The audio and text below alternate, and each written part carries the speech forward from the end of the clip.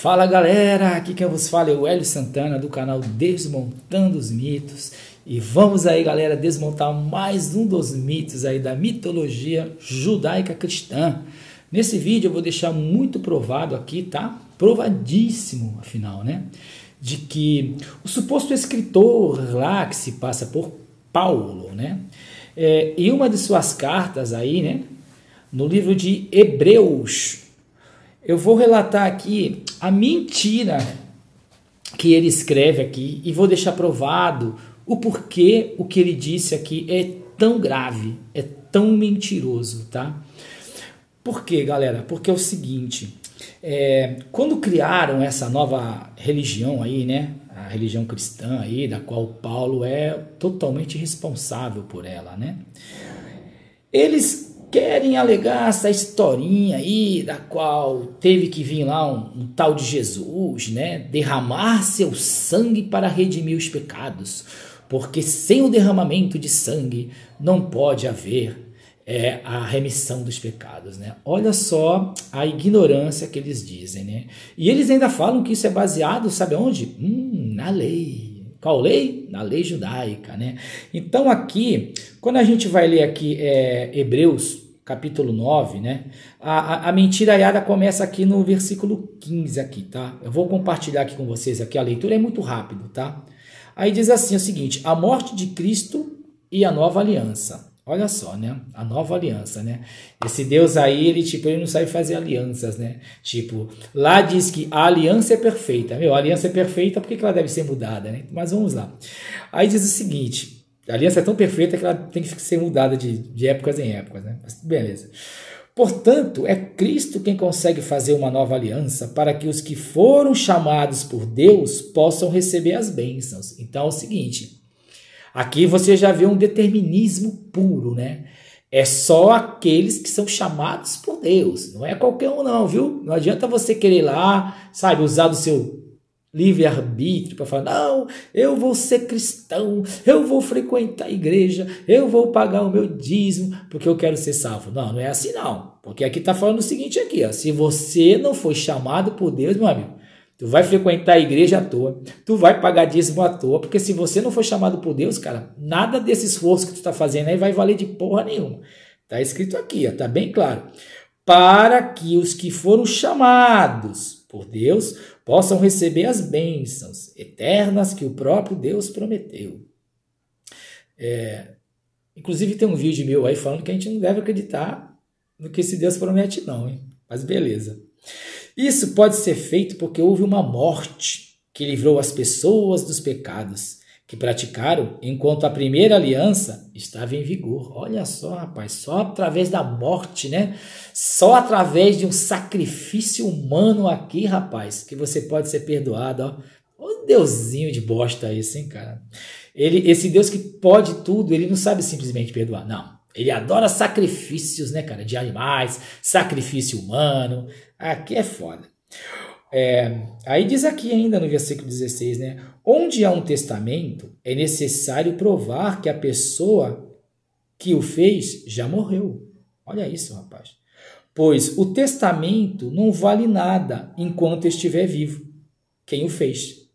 Só depois da morte dessa pessoa é que o testamento tem valor. Engraçado isso, né? Então o Novo Testamento não tem valor nenhum, né? Porque, segundo a própria mitologia aqui, Jesus não permaneceu morto. Tipo, ele ressuscitou. Só que aqui diz que o testamento só é válido quando a pessoa está o quê? Está morta. Ou seja, segundo a própria mitologia está falando que Jesus ressuscitou, esse testamento então não é mais válido. Só era válido durante 3 dias que supostamente ele ficou morto. Então, ou seja, nada nessa mitologia aqui, gente, faz sentido. Ó, vou ler de novo para vocês aqui, ó. Versículo 16, tá? Onde há um testamento, é necessário provar que a pessoa que o fez já morreu. Pois o testamento não vale nada enquanto estiver vivo quem o fez. Então, aqui, ó, o testamento não vale se quem o fez estiver vivo. O problema é que, segundo o próprio cristianismo, Jesus está vivo. Se Jesus está vivo, então o testamento não tem valor. Pra tu ver só, cara, é uma história, é uma fábula, uma lenda, né, cara? Uma epopeia, né? Muito mal elaborada, porque ela cai em contradição com ela mesma. Ora, o testamento só é válido se a pessoa estiver morta. Tá, mas segundo a própria mitologia aqui, o tal morto aí, ele desmorreu. Se ele desmorreu, ele não está mais morto. Se ele não está morto, o testamento não vale de porra nenhuma, cristão. Porra, põe a mão na consciência, porra. E continuando aqui, né? Porque isso não é nem a base do que eu quero dizer para vocês. Eu só estou pegando aqui e deixando para vocês refletirem como isso aqui é completamente contraditório, não tem coerência alguma, né? Mas beleza. Seguindo aqui, né?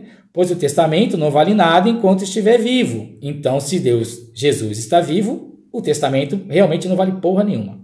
Só depois da morte dessa pessoa é que o testamento tem valor. É por isso que a primeira aliança entrou em vigor somente com o uso do sangue de animais. Será que isso procede? A gente vai averiguar já já na lei se isso procede. Vamos lá, porque a gente não... Cara, tu tem que estudar. Por isso que eu falo, cara, ser ateu não é tipo assim, dependendo do Deus que você vai ser ateu, não, porque tipo assim, sempre vai ter um ateu em relação a outro Deus. Isso aí é óbvio. O cara fala que não é ateu porque ele acredita num Deus, mas porra, ele é ateu em detrimento a vários deuses por aí, ele não acredita em outros deuses. Então, em relação aos outros deuses, mesmo a pessoa que se diz crer num determinado Deus, ela também é ateia em relação aos outros deuses. Isso aí é óbvio, né, cara? Então, o que acontece aqui é o seguinte, é por isso que a primeira aliança entrou em vigor somente com o uso do sangue de animais. Então, o que acontece aqui? Tu tem que estudar para ver se isso mesmo procede. Porque se você é tão a favor da verdade assim, né, como você mesmo diz, né, cristão, que você é a favor da verdade, você tem que pesquisar se realmente na lei está falando isso daqui.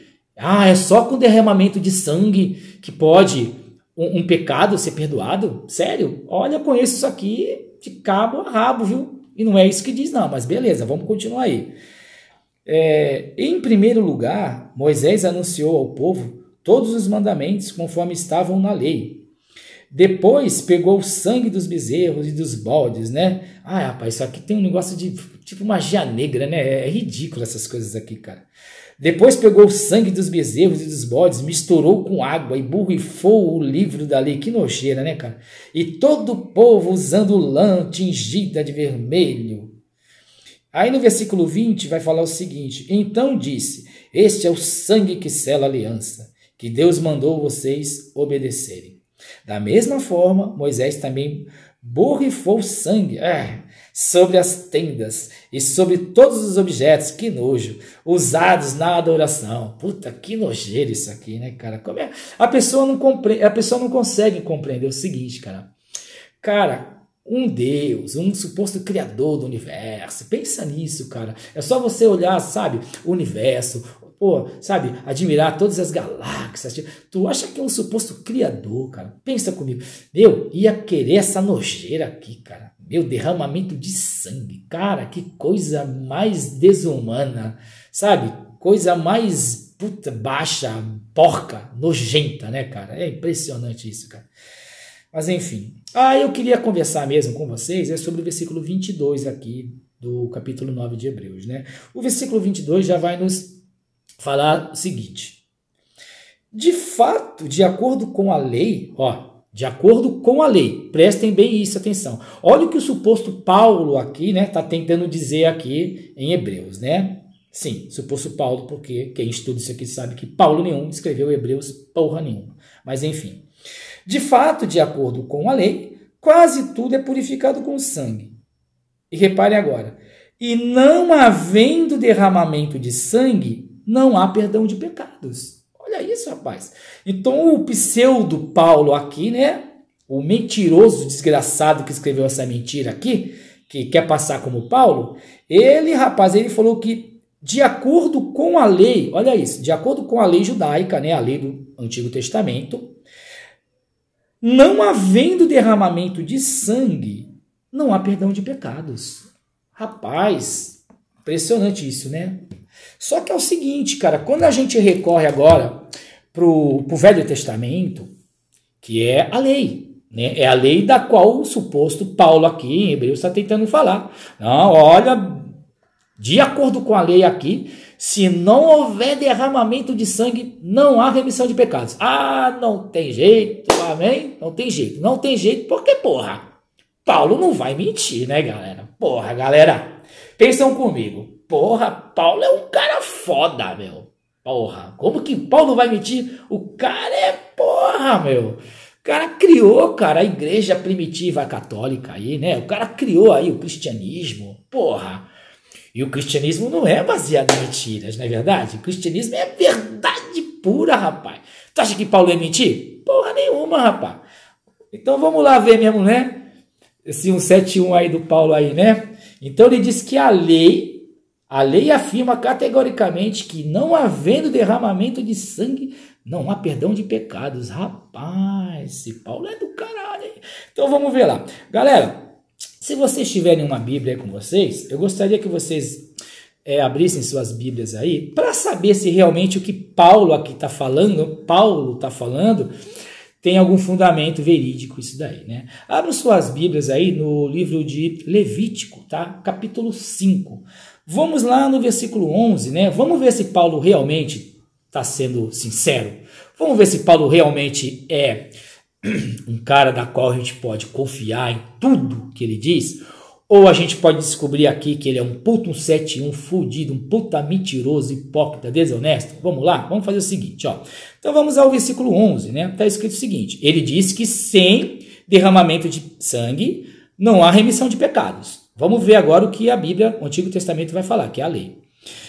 Versículo 11, se alguém não tiver recursos para comprar 2 rolinhas ou 2 pombinhos, então trará 1 quilo da melhor farinha, como sua oferta para o quê?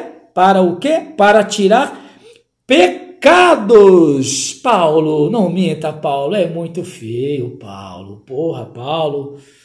Por favor, Paulo, você afirmar categoricamente que sem derramamento de sangue não há remissão de pecados, Paulo. Só para enfiar no cu dos outros essa porra dessa tua nova crença, Paulo. Que coisa feia, rapaz.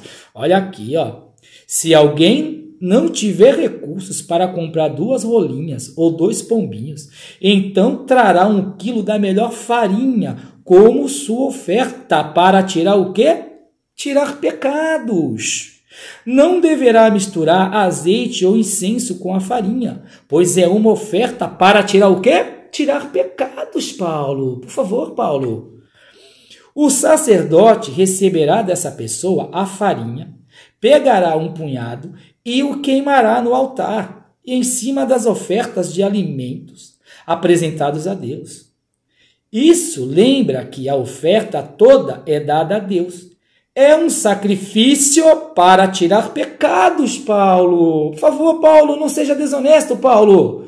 Não fale coisas que a lei nunca disse, Paulo. É mentira sua, Paulo. Assim o sacerdote oferecerá esse sacrifício para conseguir o quê? O perdão do pecado que a pessoa cometeu, Paulo. E ela será perdoada, Paulo. É como no caso das ofertas de cereais também, Paulo. Não só com farinha, tá? Com cereais também. Você pode ofertar os cereais lá, tá? E sim, você vai ser perdoado, Paulo. Teve derramamento de sangue aqui na farinha, Paulo? Ou nos cereais, Paulo? Não teve, Paulo. Não seja desonesto, Paulo. Não seja hipócrita, Paulo, como os demais cristãos são. Não seja desonesto, Paulo, como todos os que acreditam nessa mitologia são. Não seja. Seja sincero. Posso pegar mais exemplos? Posso pegar mais exemplos porque eu conheço essa bosta de capa a capa. Quem não conhece justamente é quem crê nessa merda. Ou seja, quem conhece o livro nunca vai ser enganado por pastor, por padre, por charlatão algum, cara. Não tem como tu enganar quem conhece o livro. É a mesma coisa você querer enganar uma pessoa no comércio, porém essa pessoa, ela tem toda a noção de todas as leis do comércio, da Constituição, no que a Constituição prevê sobre compras e vendas, sobre o comércio, sobre tudo. Não tem como tu enganar essa pessoa. Tu pode iludir otário, tu pode enganar um babaca que não conhece merda nenhuma disso aqui, mas quem conhece tu não pode enganar, cara. É isso. Ó, quer ver só outra coisa? Se vocês abrirem também suas Bíblias aí, no livro de Números, capítulo 16, vamos ver se é só com sangue mesmo que os pecados podem ser perdoados, como o mentiroso Paulo afirmou aqui categoricamente em Romanos 9. Vamos lá, ó. Abram suas Bíblias aí então no livro de Números, capítulo 16, tá ok? Vamos lá, versículo 44 em diante, tá? E o Senhor disse a Moisés, olha só, rapaz, aqui segundo Números, aqui é o próprio Senhor, né? Falando aqui, tocando uma ideia com Moisés aqui, né, cara? E o Rodrigo Silva ainda falou lá que se Deus nunca foi provado aqui para ninguém, mas beleza. Então o Senhor, né, o Senhor lá do Rodrigo Silva, né, ele disse a Moisés aqui, né? Saiam do meio desse povo, pois vou destruí-lo agora mesmo. Aí Moisés e Arão se ajoelharam e encostaram o rosto no chão. E Moisés disse a Arão, pegue o seu queimador, não o de rosca. Esqueçam isso agora. Pegue o seu queimador de incenso, galera. O queimador de incenso, por favor, né? Ponha nele algumas brasas no altar e jogue incenso em cima delas. É incenso, tá? Não é sangue, tá, Paulo? Por favor, não é sangue, é incenso. E vá depressa até o lugar onde o povo está e ofereça o sacrifício para conseguir o perdão dos pecados deles, Paulo. Olha só, rapaz, o próprio Deus aqui falando, é o próprio Moisés, o próprio Arão aqui, irmão de Moisés, falando que sim, não é só com a porra do sangue não que há remissão de pecados, Paulo. Tu é mentiroso, moleque. Rapaz, olha aqui, ó. E vá depressa até o lugar onde o povo está e ofereça o sacrifício para conseguir o perdão dos pecados deles. Depressa. A ira do Senhor apareceu e já começou a epidemia. Era como se fosse naquela época lá, né? Um coronavírus lá na época, né? Então Arão pegou o queimador de incenso. Olha só, rapaz, não tem sangue nenhum aqui, Paulo, seu mentiroso. Então Arão pegou o queimador de rosca, pegou o queimador de incenso, conforme Moisés havia mandado, e correu para o meio do povo. Quando viu que a epidemia já havia começado, Arão jogou o incenso nas brasas e ofereceu o sacrifício para conseguir o perdão dos pecados do povo. Com isso, a epidemia parou, Paulo. Olha aí, rapaz. O incenso também serve, rapaz, para redimir pecados. A farinha também serve, Paulo. E cereais também serve, Paulo. Porra, Paulo, que feio, né, Paulo? Tu mentir assim, né, rapaz? Que triste para tu, Paulo. Porra, tu era tão acreditado aí pelos ignorantes aí, né? Que acreditam nessa mitologia, cara. Aí tu fica dando essas mancadas, cara, de mentir na cara dura, de afirmar que devido à lei, olha isso, cara, de fato, de acordo com a lei, não havendo derramamento de sangue, não há perdão para os pecados. Rapaz, se Deus aceita tudo, cara. Se fosse na época de hoje, ele ia aceitar cartão, débito, crédito, foda-se, qualquer coisa. Porque ele aceitava sangue, farinha, cereal, queimador de rosca, queimador de incenso. Cara, se Deus aceitava tudo, Paulo. Larga de ser mentiroso, cara. É muito feio mentir, Paulo. Puta, que tristeza, cara, tu ficar mentindo desse jeito, rapaz. E como tem gente que acredita na mentira, puta, esse Paulo teve tantos seguidores, cara. Puta, porque fake news, meu amigo, ele tem um poder de compartilhamento tão grande, rapaz. Mas a verdade, não. Ninguém gosta da verdade, cara, impressionante. Como a verdade vai contra o que as pessoas querem que sejam, as pessoas não gostam da verdade. A verdade está dando tapa na cara delas. Então elas não gostam de ouvir a verdade. Elas querem acreditar na mentira que vai confortar elas. Aí elas gostam. Aí elas adoram. Elas até pagam para ouvir mentiras. Elas vão em templos construídos por mãos humanas, onde a própria Bíblia diz que Deus não habita lá. Mas elas vão. Elas vão lá porque elas adoram a mentira. Elas pagam para ouvir mentiras. Mas a verdade? Quem gosta da verdade, cara? Galera, vou ficando por aqui. Valeu? Um abraço a todos aí. Tem que ser sarcástico, não tem como, né, cara? É foda. Queria agradecer a todos os inscritos aí. Muito obrigado mesmo. Fui, galera!